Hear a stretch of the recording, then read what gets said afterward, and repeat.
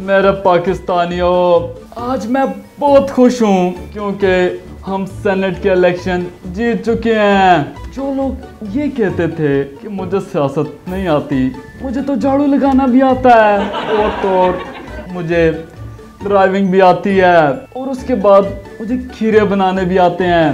मैं ये वाज़ेह कर दूं कि ओपोजिशन वाले मुझसे एनआरओ मांगते हैं, मैं उनको तो एनआरओ क्या सूखा धनिया भी ना दूं।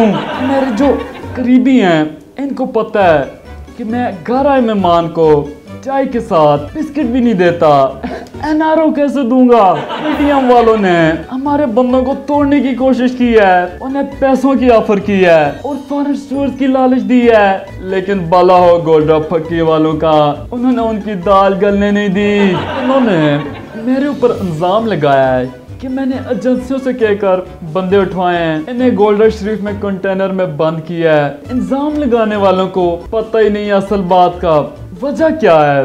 वजह मैं आपको बताता हूँ, क्योंकि हमारे अरकान आपको पता है कि खाने पीने के शौकीन हैं, कुछ ने ज़्यादा खा लिया था और उनको बदहज़मी हो गई थी।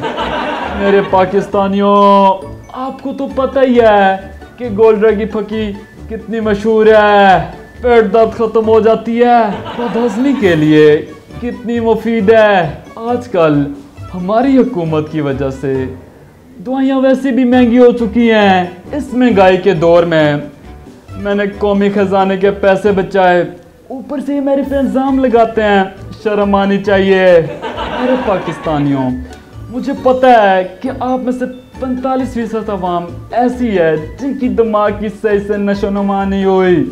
आप में से अक्सर ऐसे हैं जो बड़े होकर भी खुराक की कमी का शिकार हैं। आपको भूख तो नहीं लगी, लेकिन हमने भूख मिटाओ प्रोग्राम स्टार्ट किया है जिसमें आप खुल के लंगर खा सकते हैं, लेकिन आपने शापर नहीं लाने।